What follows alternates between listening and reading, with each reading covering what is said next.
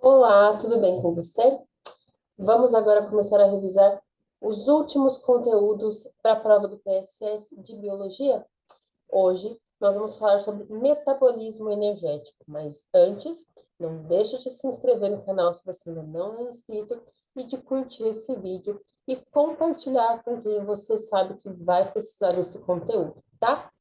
Então, e qualquer dúvida que vocês tiverem ou que vocês queiram adquirir material sobre esse material ou outros materiais de estudo para a prova do PSS ou para algum outro concurso que vocês forem fazer, me chama. O meu contato está aqui na descrição desse vídeo, tá? Então, bora lá. Então, na aula de hoje, nós vamos comentar um pouquinho sobre metabolismo energético, anabolismo e catabolismo, compostos envolvidos no metabolismo, fotossíntese, quimiossíntese, respiração celular e fermentação. E a primeira pergunta que ele me traz aqui, já falando sobre metabolismo energético, é esse gráfico todo bonitão aqui, que fala sobre a redução das reservas energéticas de uma pessoa ao longo de um período de jejum. Ou seja, essa pessoa, ela estava com um determinado nível de energia lá, e em 8 semanas ela realizou um período de jejum, acredito eu que jejum intermitente, né, que é o que a maioria das pessoas hoje em dia faz, e houve uma redução. Quando a gente fala de redução de componentes energéticos, a gente tem que lembrar aqui, considerar três componentes muito importantes que o nosso corpo precisa para se manter: carboidratos, proteínas e gorduras, tá? Então, são três componentes muito importantes que a gente precisa ter para manter a nossa máquina funcionando, tá? Então, vamos lá conferir aqui, então. O que ele está pedindo para a gente verificar quem são esses números, a quem correspondem esses números, respectivamente, desde o que reduziu mais, desde o que reduziu menos, o que ficou intercalado ali, tá? Então, vamos ver aqui. O primeiro item é o que menos aparece aqui, que é, a gente percebe bem aqui na ponta, perto do zero, esse ponto preto, que é o carboidrato. É o que a pessoa mais menos tinha, na verdade, foram os carboidratos, ok?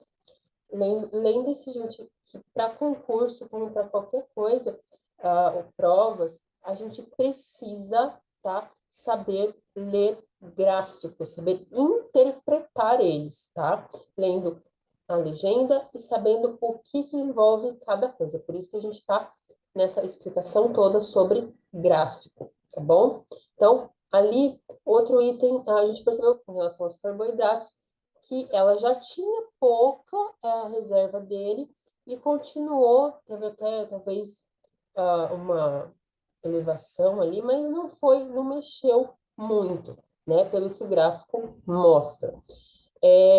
Ou então ficou nulo de vez. Ou seja, a pessoa provavelmente nem consumia carboidrato, o que, na maioria dos casos, as pessoas têm muito medo quando se trata de emagrecimento. Por esse gráfico, a gente pode entender que foi isso que estava acontecendo ali.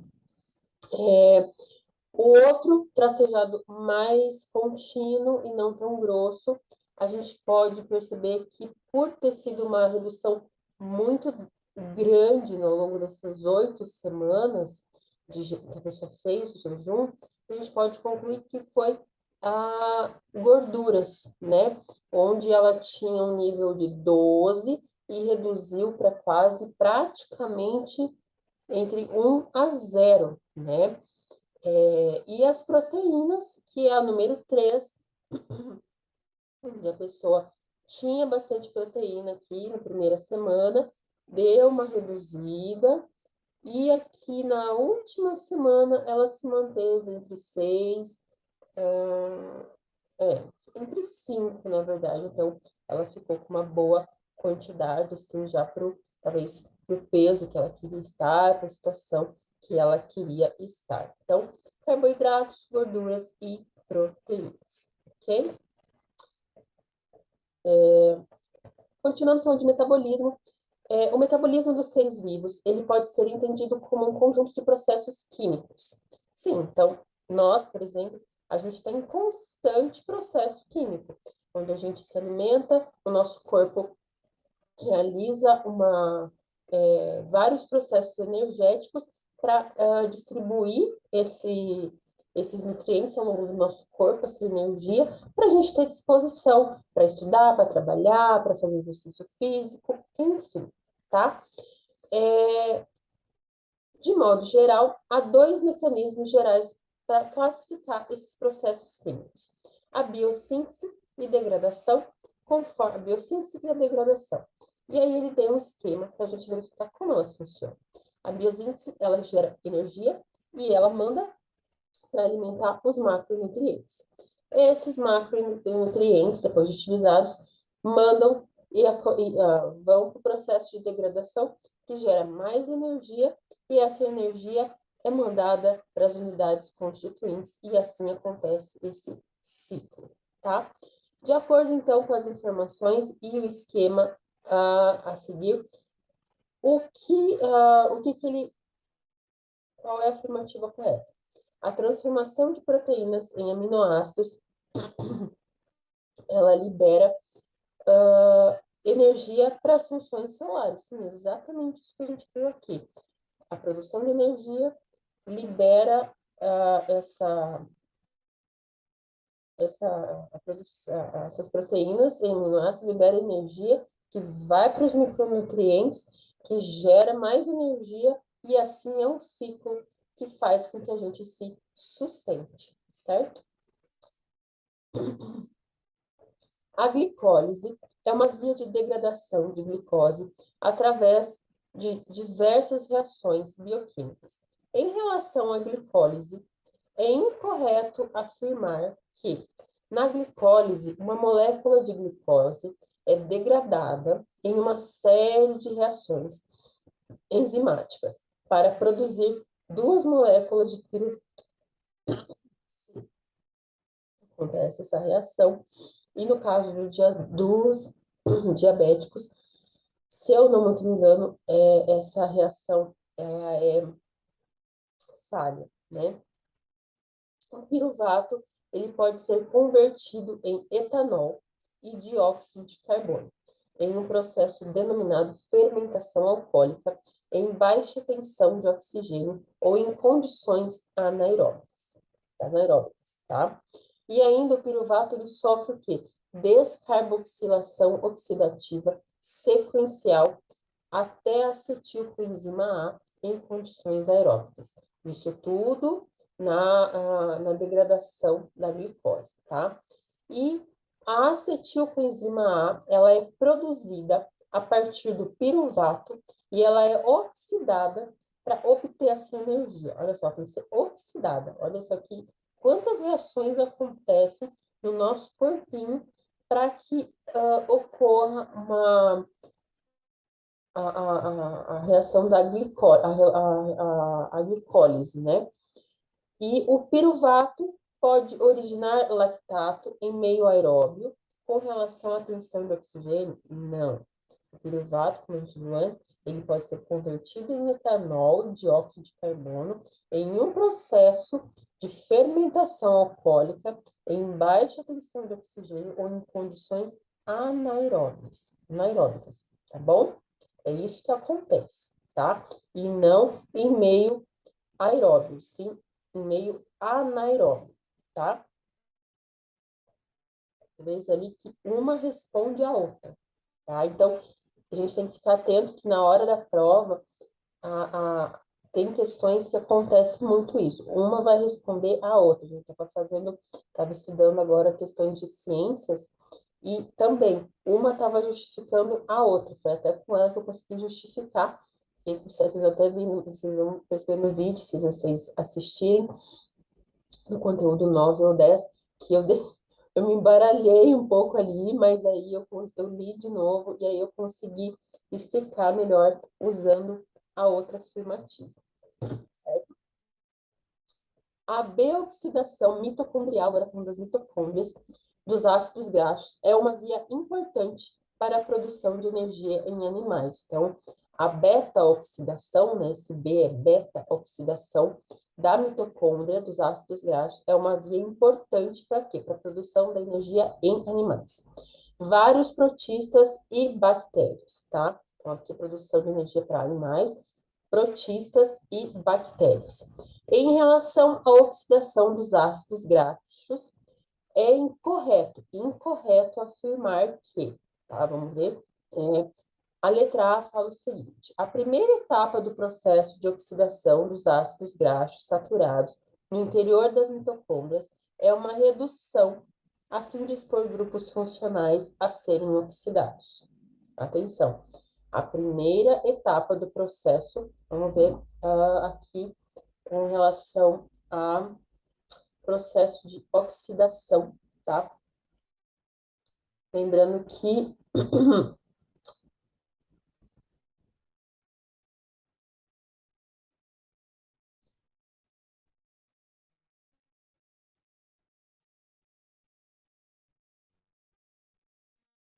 às vezes eu dou uma paradinha, mas é porque eu tô aqui pegando o assunto, para ficar mais completo para mim e para vocês também, tá? Então, oxidação dos ácidos graxos. Ela começa com a formação de uma ligação de tioéster. E aqui ele está falando que ela começa com a oxidação dos ácidos graxos saturados no interior da mitocôndria. Então, não é, que daí ele fala que entre o grupo carboxilo do grupo de ácido graxo e o tiol de CoA. E esta reação é catalisada pela acetilcoenzima A sintase. A reação pode ter lugar na mitocôndria. Então, não condiz, porque na verdade começa com uma ligação, formação de uma ligação de tioéster com o grupo carboxilo do grupo de ácidos graxos, acetil e o tiol de CoA. E aqui ele está falando que a primeira etapa do processo de oxidação é no interior das mitocôndrias, até pode ter lugar na mitocôndria. E fala que é a redução a fim de expor grupos funcionais, não é? Então, a desidrogenação é uma reação catalisada pela acetilcoenzima a desidrogenase, que participa da beta-oxidação dos ácidos graxos e ela constitui o primeiro passo da beta-oxidação. Sim, essa sim, a gente acabou de falar aqui. A hidratação é o segundo passo da beta-oxidação dos ácidos graxos e a enzima responsável é a enoil-coenzima A hidratase, tá? A desidrogenação de L-beta-hidroxiacilcoenzima A pela ação de beta-hidroxiacilcoenzima A desidrogenase é o terceiro passo da beta-oxidação de ácidos graxos. E a oxidação dos ácidos graxos insaturados, ela requer duas enzimas adicionais, quando comparados aos ácidos graxos saturados, que sejam uma isomerase e uma redutase, tá? Então, aqui, a B até a E, a gente resumiu legal o que é esse processo de beta-oxidação mitocondrial, tá? Número 5. As subunidades e coenzimas para biossíntese podem se originar de um número relativamente pequeno de precursores, denominadas metabólitos focais. São exemplos de metabólitos focais. O que seriam esses metabólitos focais, professora? Adoro fazer essa classe.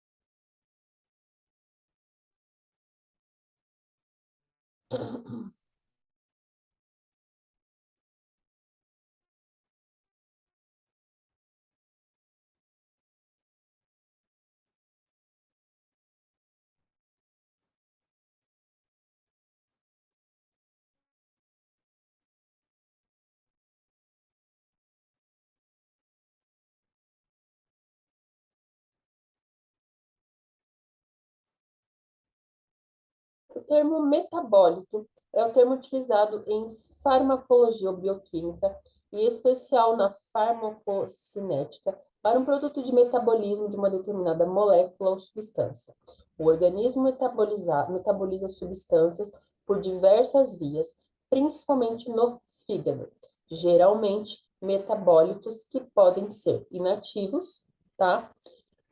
Não mantém nenhuma atividade relacionada à substância original, que os ativos, eles mantêm atividade relacionada à substância original. Algumas vezes, os metabólitos são até mais potentes, tá? Hum,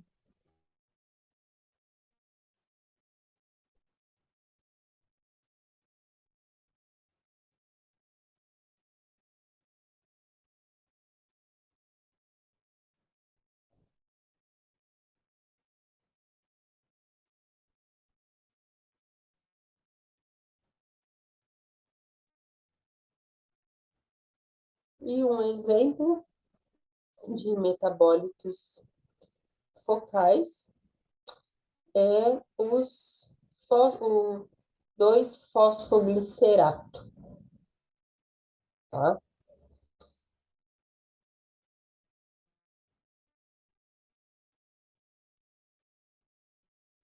É,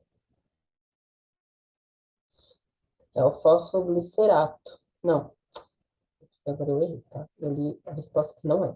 Ele tá pedindo esse certo. Então, o exemplo é de fósforo de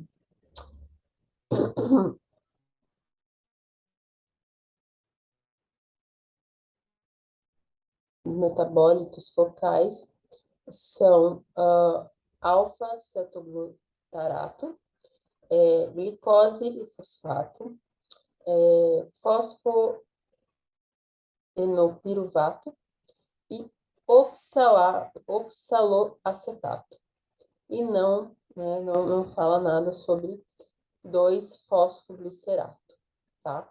Então, e glicose 6-fosfato é exemplo, mas o que não é o fosfoglicerato, tá bom?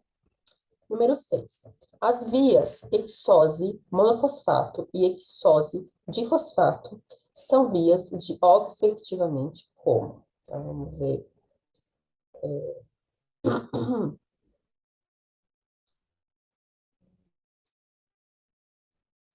Vias hexose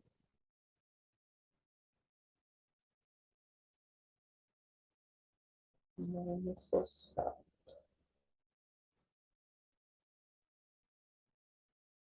Ela é uma via anaeróbica de utilização da glicose. Esta via não é produtora de ATP, mas sim de NADPH. E ela é reguladora de glicemia, da glicemia. Então, é a hexose monofosfato que regula a glicemia. E ela produz NADPH, que é o agente redutor utilizado.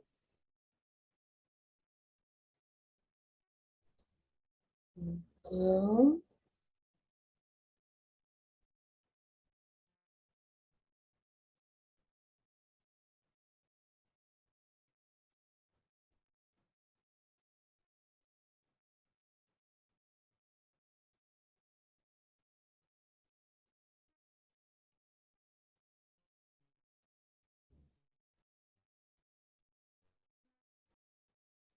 e ela é uma pentose, sim, ela tem,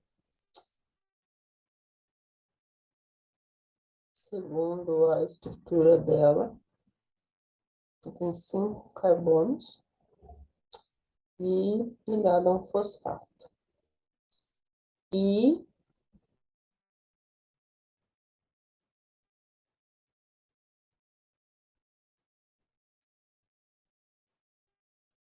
fosfato já fala monofosfato, e a outra, Ebden-Meyer-for Parnas. Sozinho, com 2 fosfatos.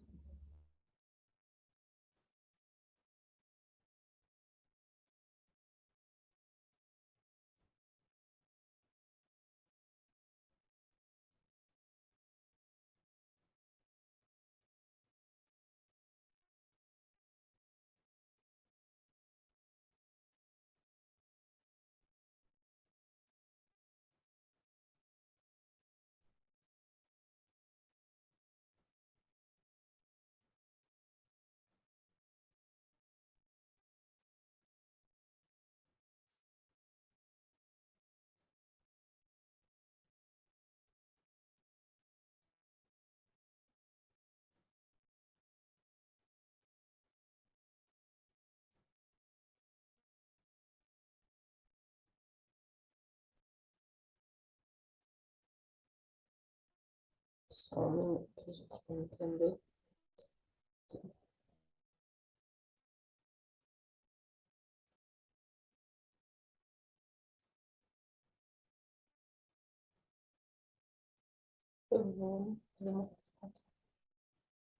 Eu consegui explicar melhor o que eu preciso, né? É, então, pentose,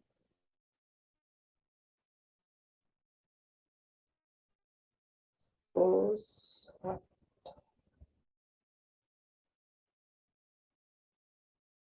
A via das pentoses fosfato é uma via alternativa de oxidação da glicose 6-fosfato, tá? Que leva à produção de três compostos, a ribose, 5-fosfato, o CO2 e a NDPH, que é isso que a gente está falando ali, sobre a produção, a oxidação da glicose, tá? Segundo ponto, que é da hexose de fosfato.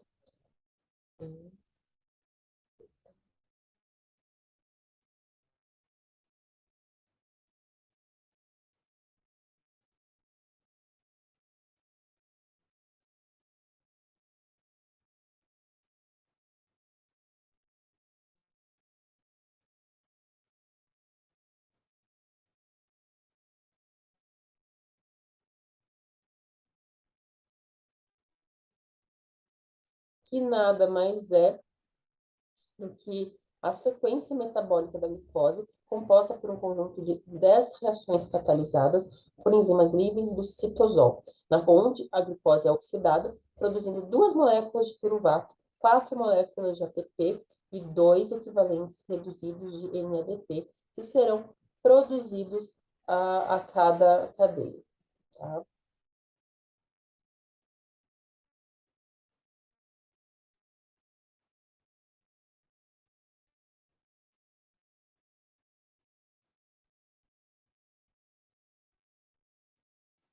E esse Epstein-Mayer-Hoff-Parnas é a primeira via metabólica da molécula de glicose e outras exoses, tá? Todos os seres vivos, à exceção dos vírus, eles vão realizar invariavelmente a glicose, seja em condições de aerobiose ou de anaerobiose, tá? Com as enzimas glicolíticas presentes no citoplasma, tá? Então, através da pentose fosfato, tá? Que ela vai realizar o processo de glicólise, e é pela via metabólica Ebden-Meyerfort, ou glicólise, tá? É o outro nome aqui. Então, vamos colocar aqui para a gente entender. É assim que eu estudo, tá, gente? Então, é a glicólise, é esse o nomezinho dela, através da pentose fosfato, tá? A teoria mais aceita sobre a origem das mitocôndrias e dos cloroplastos é a chamada teoria da endossimbiose serial, da pesquisadora Lynn Magnus. Em sua teoria, Lynn propôs que mitocôndrias e cloroplastos seriam originários de eventos de endossimbiose de procariontes, bactérias púrpura e cianobactérias, respectivamente, ou seja, das células vegetais e das células animais, que teriam acontecido em células eucarióticas primitivas. Vamos analisar as afirmativas a seguir sobre as evidências para essa teoria. Primeiro, boa parte do conteúdo gênico original das mitocôndrias ele está transferido para o genoma nuclear de animais. Por isso, nós encontramos poucos genes quando comparamos com genomas mitocondriais de plantas. Sim, é por essa razão mesmo.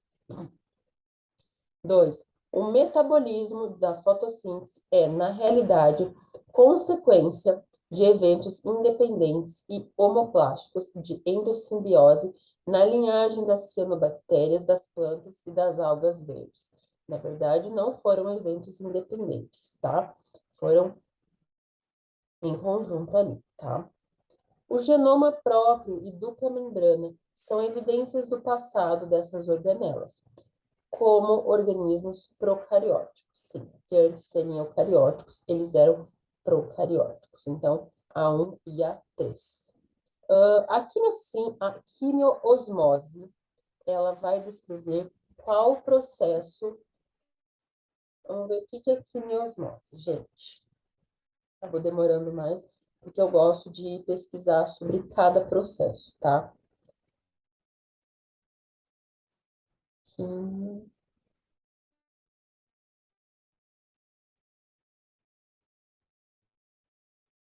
A quimiosmose é a difusão de íons através de uma membrana permeável seletiva. Ela refere-se de modo específico à produção de ATP através do movimento de íons hidrogênio através de uma membrana interna durante a respiração celular. Então, ela é a entrada de substrato para o interior de células bacterianas sem gasto energético? Não.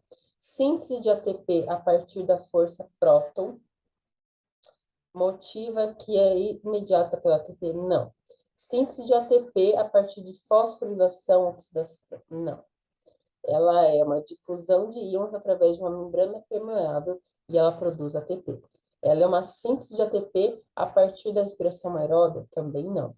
Ela é um acoplamento entre a síntese de ATP e a dissipação da força do próton motivo. É isso que é a quimioosmose, tá?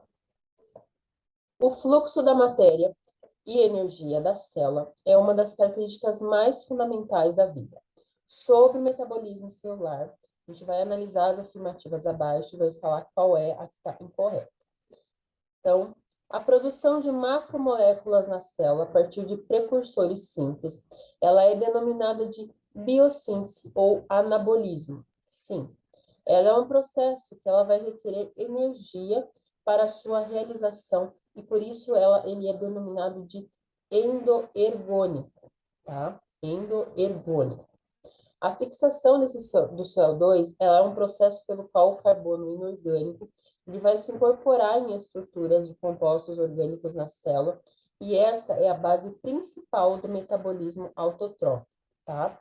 E os micro-organismos, eles são heterotróficos, como de carbono tróficos. E a biossíntese de ácidos graxos, ela é realizada pela adição sequencial de duas unidades de carbono derivadas da acetilcoenzima A, um intermediário-chave na síntese dessas moléculas, é o malonil coenzima A, que é o resultado da reação da acetilcoenzima com o carbono, o gás carbônico. A letra E fala o seguinte: a membrana citoplasmática de muitas células eucarióticas, ela contém esteróis como colesterol, que são compostos de unidades repetidas de hidrocarbonetos, isoprenoides conjugados com flavina, adenina, dinucleotídeo e fosfato. E não, a membrana das células eucarióticas, ela contém lipídios, glicídios, ácidos graxos, tá? Então, por isso. E as outras é para a gente revisar bem o que é o metabolismo, né? E a última pergunta, são processos que representam correta e respectivamente o anabolismo e o catabolismo. Então, anabolismo e catabolismo. Vamos revisar aqui. Anabolismo.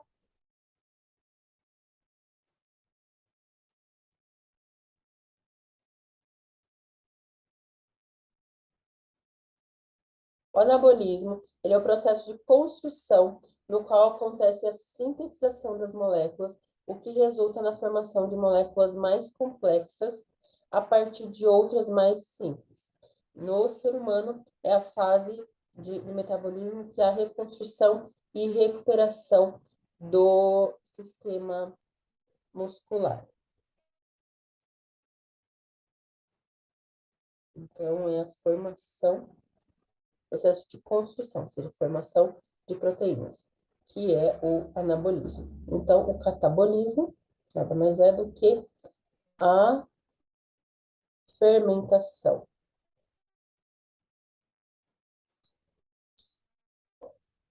É o processo metabólico do organismo que tem como objetivo produzir moléculas.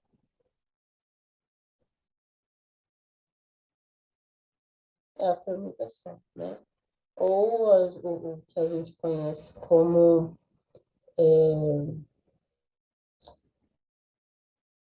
processo de digestão. Então, é a fermentação.